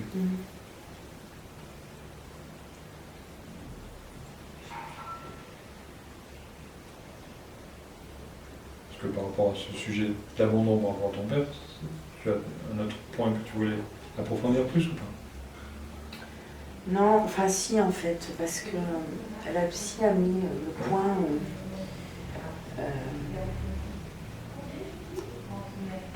d'après elle, si je retranscris bien ce qu'elle m'a dit, d'après elle, Antoine aurait autant d'emprise sur moi parce qu'il me rappelle beaucoup quelque chose de mon père en fait. Et c'est vrai que mon père a beaucoup trompé ma mère. Bon, la différence, c'est que lui, par contre, il s'occupe très bien de sa fille. C'est la différence. Mais il est taureau comme lui, mais bon, ça, on ne va pas dire, parce que même Emmanuel est taureau. Mais il y a des similitudes, il y a des choses, alors, je ne sais pas comment expliquer ça. Je vais t'expliquer un peu plus clairement. La chose, c'est qu'il ne faut pas le voir de la façon psy sur les côtés négatifs. C'est pas comme ça ça veut dire quoi? Ça veut dire que quand on aime quelqu'un, que ce soit un parent, que ce soit... Bon, déjà, tu dis, il y a des similitudes avec ton père, et puis il y a aussi des similitudes avec la mère. C'est-à-dire que quand on aime quelqu'un, nos parents, par exemple, grand-frère, grand-sœur, oncle, tante, grands-parents, etc., quand on aime quelqu'un, on aime la personne par rapport à ses qualités. Ce qu'on estime être ses qualités. Mais même si, par exemple, dans le manipulateur, il y a une mauvaise forme qui est avoir, il y a un bon fond, c'est partager. Donc, dans ce qu'on aime chez nos parents, éventuellement manipulateurs, c'est le bon fond de l'amour. Et quand on aime ce bon fond d'amour, on apprend tout ça, tout ce qu'on aime, mais en même temps, on ne sépare pas le bébé au du bain parce qu'on ne nous a pas appris à faire ça, et donc on prend aussi les défauts. Donc, on aime, on prend les qualités des défauts, que ce soit chez un parent ou autre, mais aussi chez un partenaire. Donc, quand ta psy te dit, il vous rappelle votre père par rapport à la tromperie, par rapport à ceci et cela, côté négatif, moi je dis non. il rappelle le père par rapport à ce qu'on, ou la mère, ou Pierre-Paul Jacques, par rapport à ce qu'on aime chez le père et chez le partenaire. On ne se met jamais avec quelqu'un par rapport à ce qu'on n'aime pas. Je ne connaissais pas mon père. Oui, non, mais c'est pas parce que tu ne le connais pas, que déjà tu ne te rappelles pas, puisque il a quand même vécu un certain temps, et en même temps, tu as plein de gens qui n'ont plus t'en parler. Donc c'est à travers tout ce qu'on a pu te dire, et éventuellement ce que tu as pu vivre en partie, même si tu ne t'en rappelles plus, qu'on connaît la personne. Et après, par rapport aussi à tout l'onérisme que nous on y met, c'est-à-dire tout le fantasme qu'on y met. C'est plutôt ça, je crois. Oui. Mais, donc pour moi, par rapport à ta psy, ce sont des calculs psy qu'elle t'a donnés, mais pour moi, c'est pas valable, même si c'est vrai du côté négatif, ce qui est surtout valable, c'est que ça nous rappelle les côtés positifs. On se met avec la personne, pas parce qu'on va se faire frapper. Par rapport à... Le frapper, c'est le côté négatif de la personne, mais par rapport à ce qu'on aime. Donc c'est plus là-dessus. Après, qu'il ait des similitudes sur le côté négatif, ok, c'est pas pour ça qu'on se met avec une personne. Mais par rapport à ce qu'on nous rappelle, de ce qu'on aime, partout. Mais c'est pas par rapport au fait que je me sois mise avec lui, c'est plutôt sur le fait qu'il ait une emprise sur moi aussi forte, ou en tout cas qu'il l'ait eu aussi longtemps après tout ce qui s'est passé, parce qu'il s'est passé des trucs. L'emprise vient beaucoup plus de manipulateur fait quoi? Manipulateur, il enlève la connaissance à la personne, toute la connaissance, c'est-à-dire il la parque dans un endroit où elle n'a plus accès à la liberté. Donc plus de liberté, plus de connaissance. Un dictateur, comme tous les dictateurs, crée dans leur pays des écoles à eux, dans lesquelles il y a leur propre enseignement. Et certains dictateurs enseignent qu'il n'existe pas d'autre pays que le leur. Et le jour où le dictateur tombe, l'ONU fait quoi? Elle met des écoles partout, pour que les gens aient la connaissance. Sans ça, ils ont continué à avoir peur. Donc pour ne plus avoir peur, on apporte la connaissance aux gens. Donc c'est pareil par rapport à ce que cette personne, donc Antoine, a pu faire, c'est couper de tout pour... et en même temps couper de la créativité de la personne, c'est-à-dire que généralement, un couple, on a la vie de l'un, on a la vie de l'autre, la vie de couple, et les trois sont importantes. Souvent, le manipulateur fait que ce qui reste important, c'est la vie que du manipulateur. La vie de couple n'est pas importante, sauf à sa façon à lui, la vie de l'autre. C'est vrai que là, tu mets un truc sur un point, parce qu'en fait, quand j'ai commencé, tu vois, à m'occuper de Téléscope, à être vraiment très présente dans ce que je faisais, Vous voulez voir en parler? Non, c'est pas ça, c'est que ça allait beaucoup moins bien pour lui. Ça a été la période où lui, ça allait pas.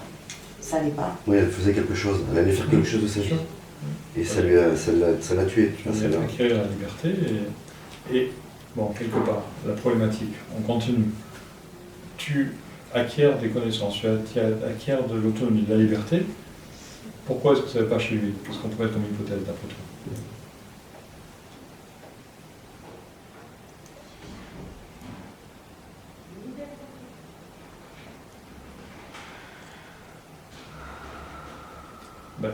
La première hypothèse que tu peux mettre, c'est qu'il a peur d'être abandonné. Tu vas prendre de la distance, tu vas prendre du gras, tu vas prendre du niveau, tu vas être plus intelligent, tu vas être plus distant, tu vas être plus. Peur d'être seul. Donc ça semble possible. Ça semble. Alors par rapport à ça, cette peur d'abandonner, tu connais le dicton qui dit « suis-moi, je te fuis, fuis-moi, je te suis ». D'accord. Ça n'arrive pas à dire, je connais aussi, mais je ne sais pas dire. Mais c'est le fuir et suivre. C'est un dicton que j'ai appris à parler, c'est pas dans le sud. Donc ça veut dire « suis-moi, je te fuis », ça veut dire que plus tu te rapproches de la personne, plus la personne va vouloir partir, parce que tu es trop proche. Et plus tu fuis la personne parce qu'il y a trop de distance, plus la personne va revenir. D'accord. Ouais, c'est l'attraction. Mais on peut le faire de façon destructive, donc ce dicton l'exprime de façon destructive. Donc ça doit être de façon constructive. On pourra en parler. Par rapport à ça, déjà par rapport à la connaissance, déjà, on va...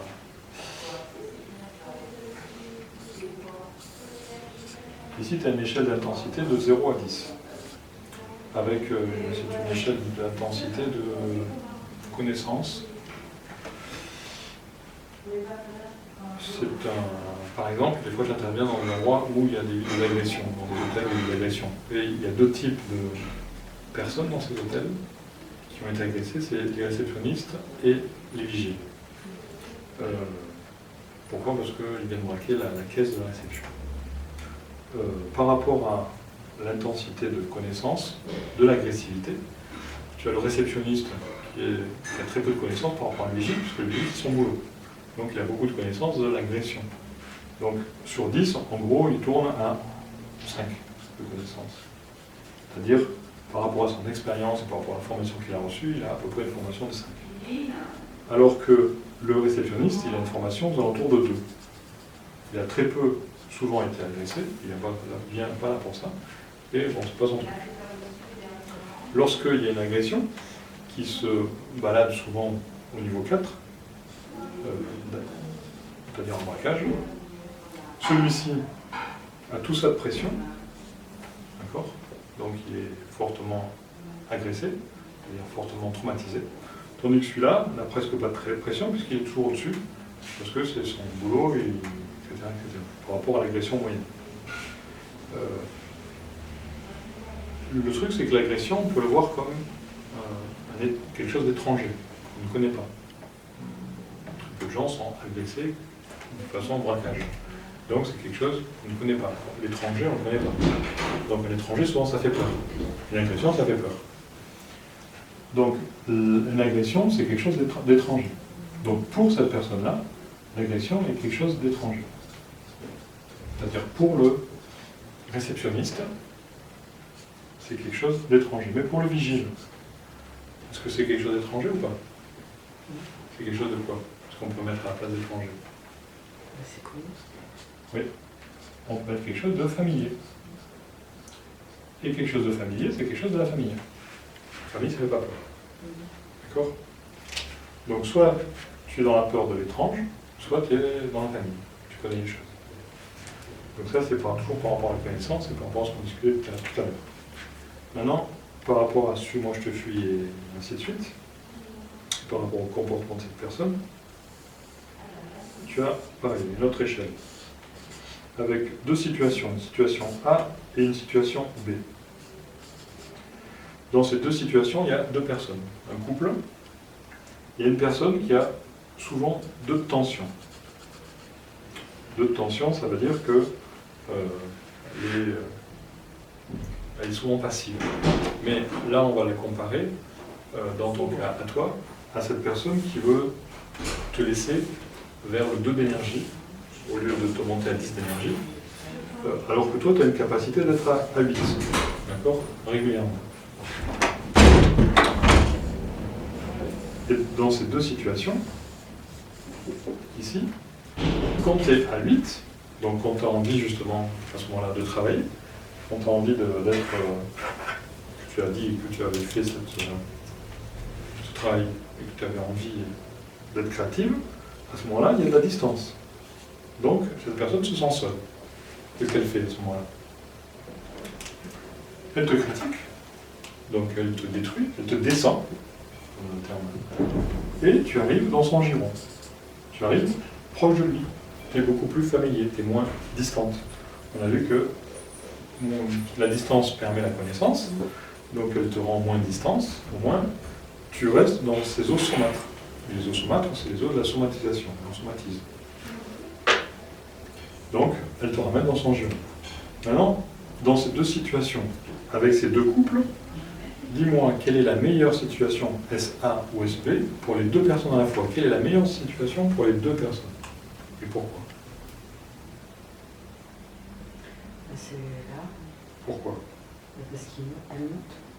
Alors, parce qu'elle monte, en fait, elle est comparable à une étoile. Ça devient un référent. Elle devient référent. C'est-à-dire c'est quelqu'un qui montre le chemin de la liberté, de la connaissance. D'accord, de la créativité.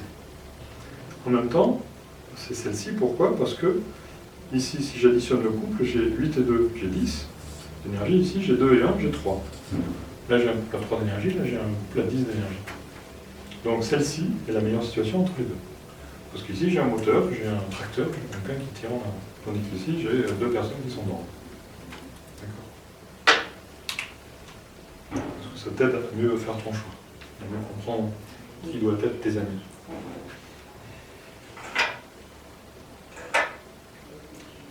Est-ce que ça te dit d'autres choses aussi? Tu peux venir d'autres idées? Non, j'ai pas mal de choses à répondu. Mais tout ça, enfin, c'est évident. C'est pour ça d'ailleurs que je suis partie. Oui. C'est pour ça même avec les peurs que ça a engendré. Oui. Je me retrouvais seule avec ma fille, prendre un appartement, être dans un travail où je ne sais jamais le lendemain, oui. Tu vois. Donc il y en a quand même des peurs, mais c'était plus fort que tout, parce que pour moi, mon évolution, elle passait par là. Oui, soit je reste en prison, soit j'ai la liberté, coûte que coûte. C'est toujours la même chose. En gros, tu connais le film, c'est assez ancien, qui s'appelle, qui était tourné.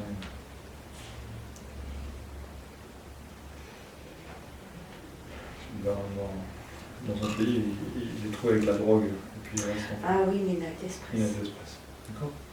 En gros, t'inquiète, pas dans cette situation-là, parce que tu es dans cette situation-là. Si tu retournes, tu sais ce qui t'arrive. Je sais.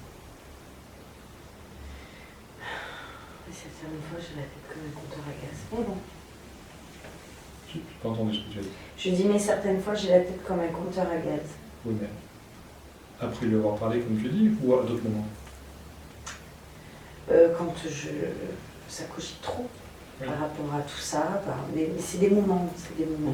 Après, ça, je reviens sur des choses beaucoup plus positives. Je suis quelqu'un de positif de toute façon, je ne suis pas quelqu'un de négatif. Ah, d'accord. Mais quand ça cogite trop, tu cogites sur quel sujet? Est-ce que tu cogites par rapport à ce qu'il te dit? J'ai eu des doutes. Récemment, j'ai eu des doutes si j'avais fait le bon choix. Maintenant, ces doutes, ils ne sont plus là, par contre. Parce qu'après, ça a été Après, j'ai eu de la colère, la grosse colère. Et la colère, en général, chez moi, ça m'aide beaucoup à être positif. C'est-à-dire les critères du manipulateur.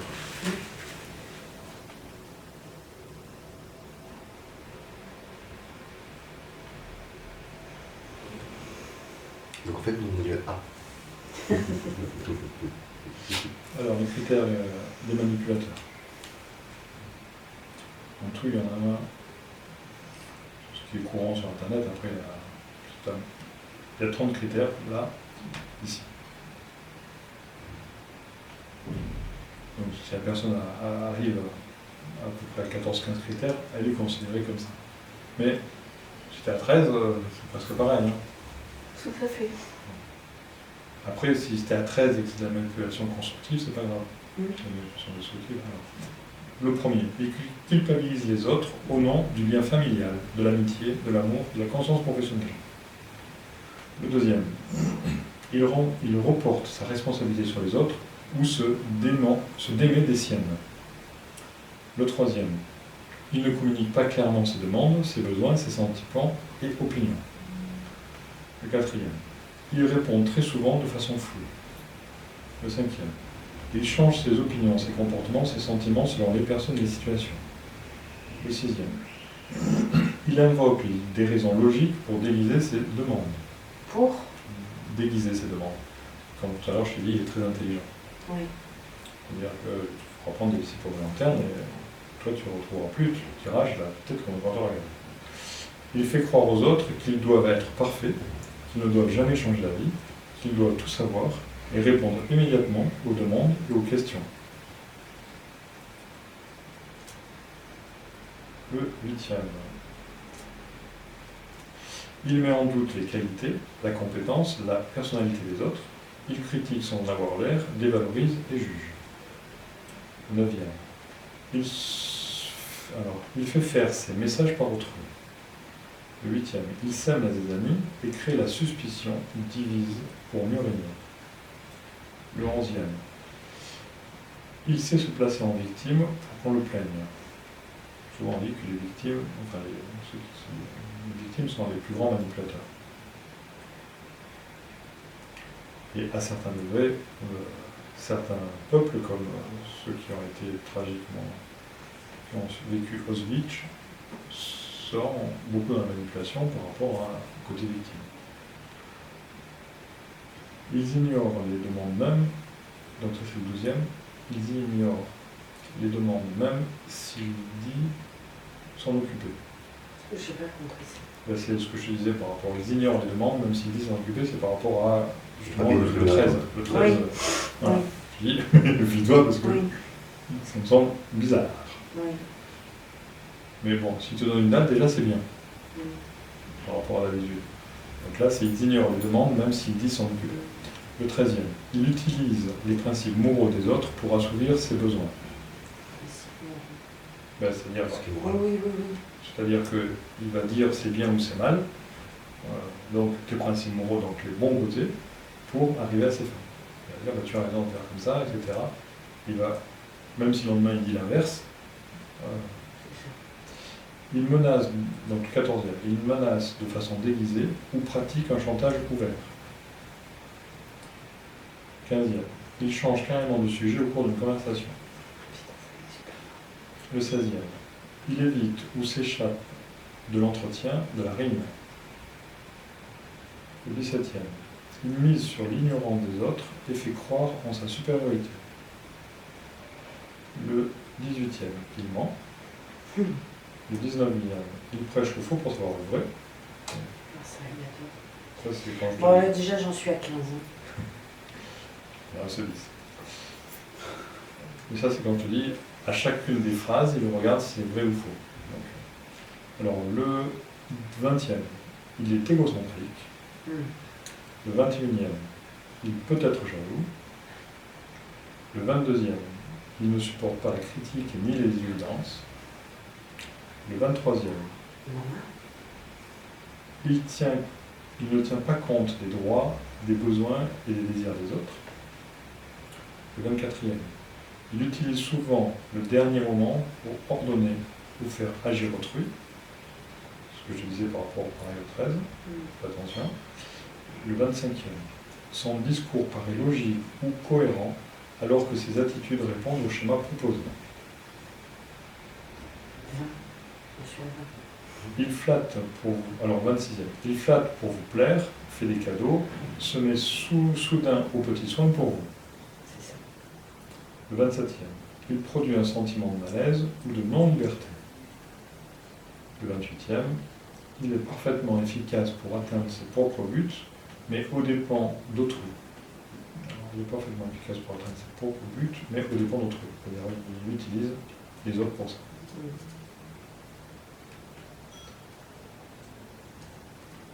Le 29e, il nous fait faire des choses que nous n'aurions probablement pas fait de notre propre gré. Le 30e, il fait constamment l'objet des conversations, même lorsqu'il n'est pas là. Voilà, c'est le dernier. Eh bien, j'en suis à 24.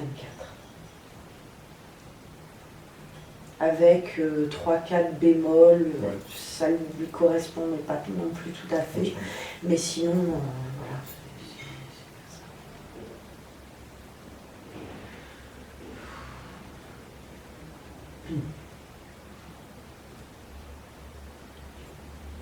Bon, ce qu'il faut aussi voir, c'est donc de quel enfer tu es sorti.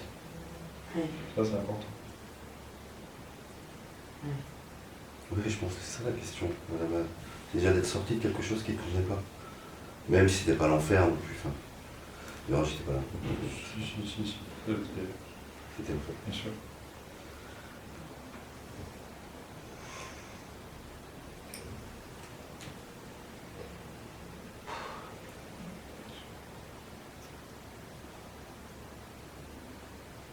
Bon, ça m'en est beaucoup. Non. Je l'ai pas fini. Est-ce qu'il y a une autre question? Non, en fait, non. Non, c'était vraiment ça, j'avais besoin. Après, tu m'as donné quelques clés. Suite à ce qu'on a vu. Mais c'est à moi de devenir plus forte par rapport. C'est vrai que le fait que tu me dises mettre tous les points, tout ça, faut bien que je me les dise parce que c'est vrai que j'ai une tendance à ce qui est normal, hein. Tous les manipulateurs rencontrent des gens comme ça, qui ont cette tendance-là. Hein. Mais je ne l'ai pas avec tout le monde, cette tendance-là. Parce qu'il y a des gens, quand ils me font du mal, c'est terminé. Oui, mais ce ne sont peut-être pas des manipulateurs. Non, c'est pas ça. Non, je ne considère pas Olivia comme quelqu'un qui n'est pas manipulatrice. Mais elle ne m'a pas manipulé, moi. Oui, tu vois. Enfin, pas le même centre d'intérêt. Non, pas le même centre d'intérêt. Mais... Justement, puisque tu as dit que tu ne la considères pas comme manipulatrice. Pour moi. Oui, donc c'est bien ce que dit Manuel. Non, parce qu'il a même réussi, elle avait une amie depuis des années, 2 ans, dont vraiment une super amie. Aujourd'hui, elle s'est fâchée que c'est 2 amis. Elles ont pris parti, il les a... il n'y a pas que ça, même par rapport à moi. En fait, je ne comprenais pas. Il a été dire des choses sur moi, si tu veux, à des gens qui sont proches de Samantha. Il m'a descendu en flèche sur plein de points. Et il a fallu longtemps pour que les gens, finalement, lors de discussions, on se rende compte que j'étais pas à ce qu'il avait dit. Parce que moi, je ne pouvais pas comprendre. Si tu veux, de toute façon, en gros, dans la société, et pour les gens en général, mais encore plus par rapport aux manipulateurs. Puis je ne suis pas quelqu'un qui m'épanche aussi. Je ne suis pas quelqu'un qui montre mes faiblesses. Je ne suis pas quelqu'un qui va pleurer dans le giron des autres, même des amis. J'ai plutôt une tendance à me retrancher quand je ne suis pas bien. Et, parce que je préfère évacuer ma peine toute seule plutôt qu'emmerder tout le monde. Et lui, en fait, il a fait tout l'inverse. Il s'est beaucoup épanché. Et en fait, j'ai commencé, c'est là d'où ma colère est venue. C'est quand mon ex d'avant, avec qui je suis devenue, c'est devenu mon meilleur ami, on n'avait pas pu discuter parce qu'on n'en avait pas eu l'occasion. Et très récemment, il m'a dit, écoute, méfie-toi des gens qui t'entourent. Et entre autres, il faut que je t'explique un petit peu ce qu'Antoine dit. Parce que ça m'étonne quand même de toi, parce que je ne te connais pas comme ça, j'ai l'impression que tu changes. Je dis que tu changes de quoi? Et il me fait tout un cas, et je suis tombée des nues. Mais j'ai dit, mais c'est pas du tout ça, Christian, c'est pas comme ça que ça s'est passé, c'est pas la réalité des choses. Et il me dit, ça me rassure. Plus le manipulateur fait comme ça. Il raconte tout ça après. Mais ce qui est étrange, c'est que je suis suffisamment proche de Christian pour... parce qu'à un moment donné, il a dit à Christian... Le manipulateur dit au voisin avec lequel tu es ami. Ah bah oui, mais ça, il sait quand même que je vais lui parler. Non, ça ne le dérange pas. Lui, ce qui l'intéresse, de toute façon, il doit forcément il a un objectif. Mais c'est ridicule. Il le dira à tous les gens que tu connais, vous connaissez ensemble, il dira les pires choses de toi. Pour pouvoir t'atteindre et te culpabiliser. Et même aux voisins, même aux gens avec lesquels vous voyez souvent. Non, d'accord. Donc tu le sais, tu verras que quand tu auras affaire à d'autres, quand tu verras d'autres en affaire, ils font ça avec des voisins. Tous les gens que le couple connaît. Alors pour aller un peu plus loin, donc c'est encore pire avec le manipulateur, mais c'est pareil avec tout le monde. Le degré d'intelligence ou d'éveil plutôt de personne, parce qu'on sait que le manipulateur est intelligent, donc le degré d'éveil est fonction du nombre de phrases négatives que la personne va dire. Ah bah il en dit. Il en dit. Oui, donc c'est pour t'expliquer, c'est encore pire avec le manipulateur. Mais en gros, plus une personne a de phrases négatives, moins elle a d'éveil. Moins de phrases négatives, et plus elle a d'éveil. Ouais. Tu dois te méfier de tous les gens qui disent des choses négatives sur quoi que ce soit. Puis là, t'as pas fait effet de moi, parce que moi, c'est toujours du positif. C'est vrai, mais quand j'y pense, c'est... Bien sûr. Mais moi, ce que tu me dis là, je le retiens. Donc là. Ouais.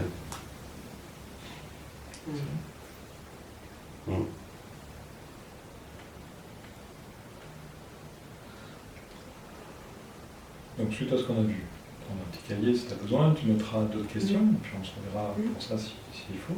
On en discute ou par téléphone. Ouais, je t'ai fait le numéro de Marc.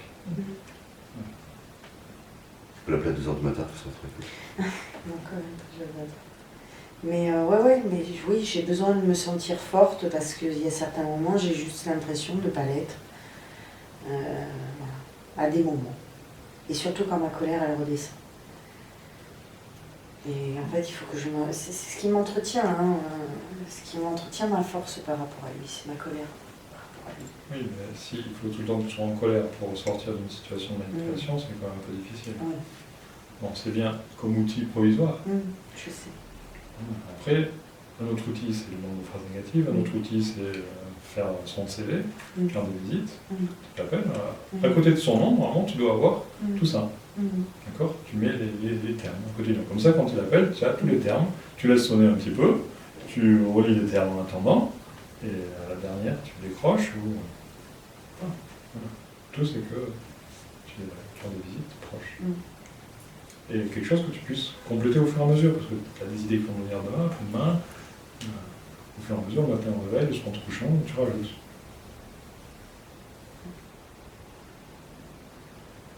Après, tu noteras aussi sur ton cahier les situations qui sont difficiles, qui sont encore difficiles aujourd'hui. On peut faire des jeux de rôle, et je te montrerai voilà, comment répondre, comment faire face. Et toi, comment changer ta philosophie, mais comment l'affirmer plutôt. Sur ce que tu as réglé, voilà, c'est réglé. Après, sur ce qui reste simplement. Après, je peux faire aussi les points de tout ce que tu as réglé. Comme ça, si tu fais les points de tout ce que tu as réglé, tu vas voir que, au fur et à mesure, tu as avancé et que, au fur et à mesure, tu vas régler d'autres points. Rien que le fait de voir ce que tu as réglé, tu auras confiance pour ce qui reste à régler.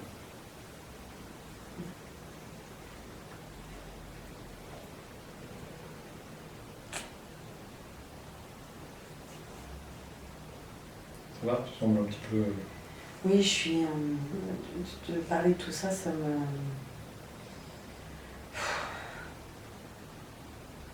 Ça me fait mal au bout. Oui, est-ce que ça fait mal au bide parce qu'on en parle, ou est-ce que ça fait mal au bide parce qu'il y a encore des choses à dire? Tu sais que tu vas encore rencontrer des problèmes avec cette personne. Mais il faut simplement que tu listes quels problèmes tu vas rencontrer et voir pour chacun des problèmes comment les résoudre, quel professionnel rencontrer. Parce que face à un manipulateur, c'est difficile. Parce que dans l'art et la manière, c'est des années qui font ça, donc c'est difficile. Il y a peu de gens qui peuvent faire face à ces gens-là. Donc il faut s'entourer. Il faut s'entourer de connaissances, de professionnels et autres. Parce que face à eux, je ne peux pas couper les ponts. Ah si, tu peux couper les ponts, bien sûr, mais juste il faut que tu règles avec ton enfant. Voilà. Les autres, tu peux couper les ponts. Couper les ponts, ça veut dire ça ne sera jamais toi qui remets l'enfant et autres. Bon, au fur et à mesure, l'enfant va grandir, donc ce sera plus simple. Mais voilà, tu dois. Oui, bien sûr, tu peux le faire sans aucun problème. Il faut très bien évoquer le fait que tu es totalement incapable, toi, tu ne l'écris pas, tu le dis, que tu es incapable de pouvoir discuter avec cette personne, que pour toi c'est impossible. Que tu mets toute la problématique sur toi, rien sur lui, parce que sinon il va te dire, tout un livre, tu dis que pour toi c'est impossible. Tu n'es pas capable, tu n'as pas la force, tu n'as pas la puissance, que tu es faible, que ce que tu veux, tu te mets plus bas que terre, c'est impossible. Je ne suis pas capable, je n'ai pas la puissance, je suis incompétent, tu m'as toujours dit, etc. Et ainsi de suite. Je dis que c'est pas possible. Tu n'as ni les qualités, ni ce qu'il faut pour. La seule façon de faire avec quelqu'un comme ça.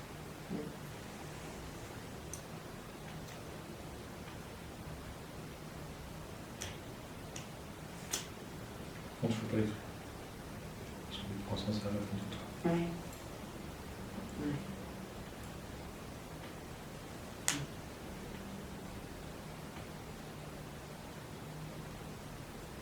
Après, donc, tu écris toutes les situations qui te semblent problématiques et on pourra en parler, ou tu pourras en parler avec d'autres personnes, trouver une solution. Il y a des solutions à tout. On ne les a pas souvent parce que on n'a jamais été confronté à ça et qu'on ne nous a pas jamais appris. Il y a des solutions à tout. Ceux qui ont été confrontés vont te donner des dizaines de solutions.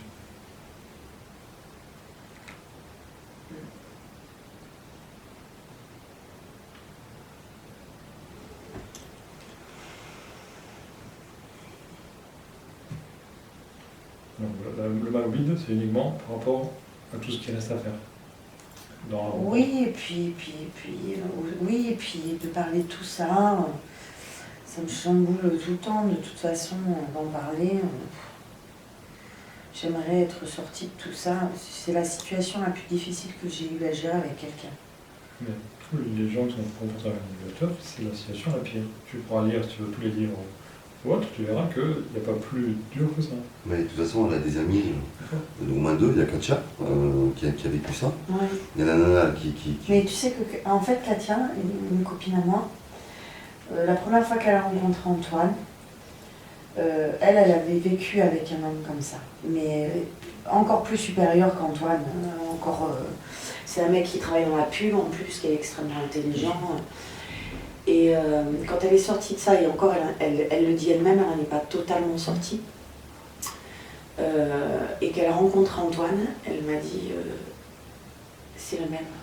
Si, mais un manipulateur, c'est le terme gentil occidental. Ouais. Le terme méchant, c'est, comme on dit tout à l'heure, c'est un tyran, c'est un Dictateur. dictateur. Ouais. Ouais. Les vrais, c'est des Ouais. dictateurs. Ils manipulent, ils font ce qu'ils veulent. Ouais, mais en gros, c'est un dictateur. Voilà, pour être plus clair. Oui, on est gentil en disant manipulation. Le manipulateur, on est très gentil. Bon, c'est un dictateur. Il dicte tout. Et l'autre, ton ami aussi, là, qui voulait... Bon, en fait, les fois où il n'arrivait pas à me soumettre, enfin, je me soumets dans un sens où il n'arrivait pas, où j'étais hermétique, complètement fermée, on est arrivés aux mains tous les deux. Ouais, c'est là où il en est. Il a noté des gens qui ont été confrontés à ça, il te dira 9 sur 10 qu'ils ont été frappés à la fin. Enfin, moi j'ai rendu coup pour coup, en fait. Être l'habitude d'être avec des garçons. Ouais, mais c'est pas... Ouais, non, mais c'est pas une vie. C'est pas une vie.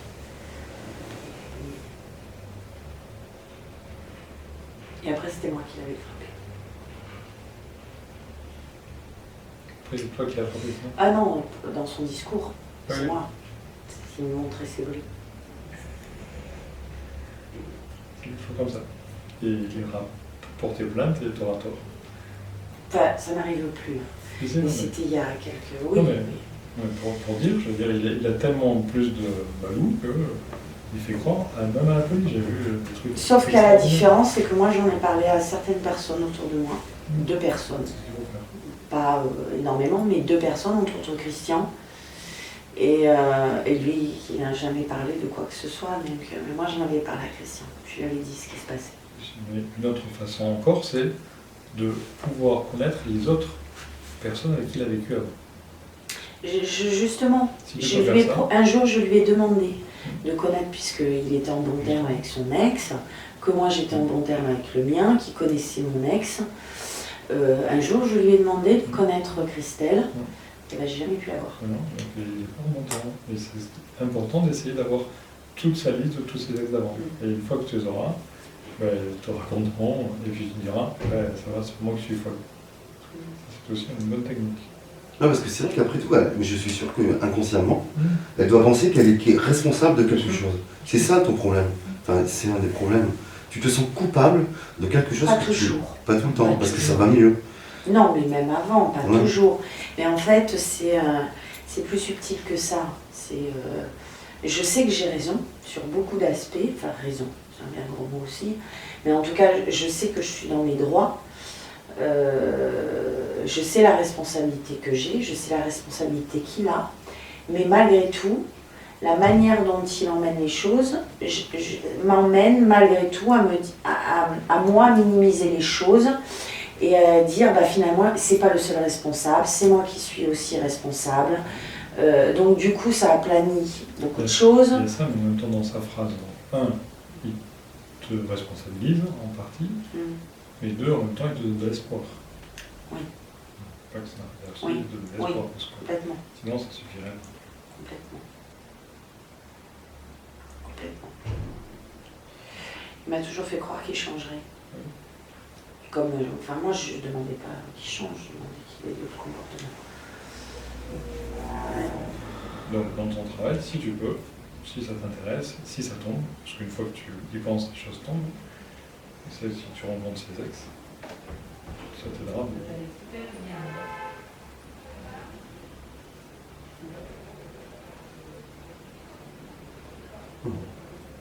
C'est clair, la lumière, la lampe. J'en ai fait une clope. Allez, c'est bon, tu n'as plus de questions pour aujourd'hui? Non. Tu les noteras? Oui. Merci en tout cas. Voilà, c'est simple. Ça m'éclaire beaucoup et ça m'aide beaucoup.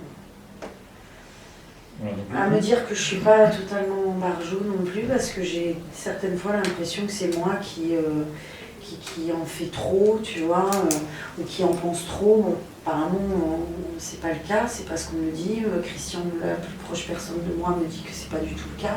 Mais ces derniers temps, je me suis mise à douter parce que j'ai quand même perdu 2 amis à moi qui étaient censés être proches de moi, ça m'a fait beaucoup souffrir. lis des livres Et j'ai pas compris. lis des livres sur la manipulation et tu verras que tu n'auras plus du tout de culpabilité. Ouais. C'est ça, elle se culpabilise. C'est clair. Et moi, je peux dire ce que je veux. Tant que c'est pas toi qui va mettre le doigt ou moi à côté, je peux pas être jugé par qui de toute façon. Parce qu'on pourrait penser que je suis contre Antoine. Non, en fait, c'est pas ça.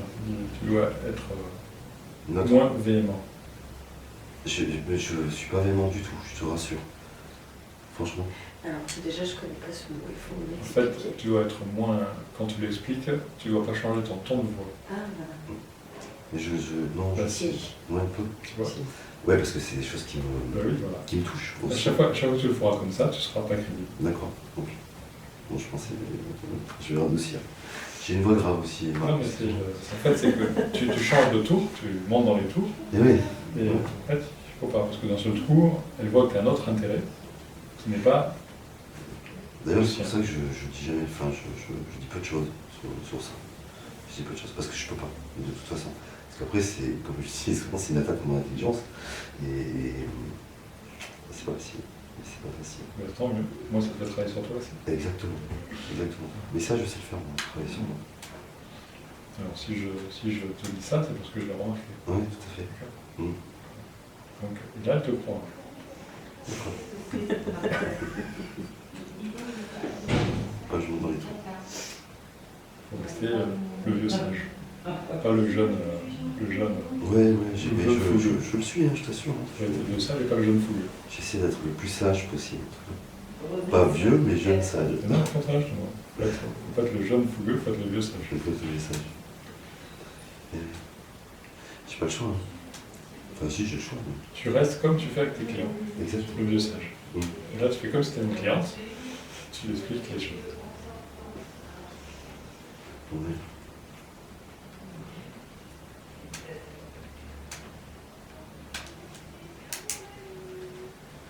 On va fumer le temps. Allez, on va Merci. libérer. Merci, Marc. Merci aussi. Ah, il faut que j'aille faire pipi. Tu sais où sont les toilettes? Bien sûr. Et alors, tout d'être là. Alors. Ah ouais, voilà, maintenant c'est pour question de confusion. J'allais justement venir. On savait, on a senti qu'elle allait faire ça de toute façon. C'est vrai? Ah ouais. Ah, c'est dommage, je me suis quand même dit, tiens, De dire quoi? je vais dire, ça y est, c'est là, à table. Je vais venir vous déranger.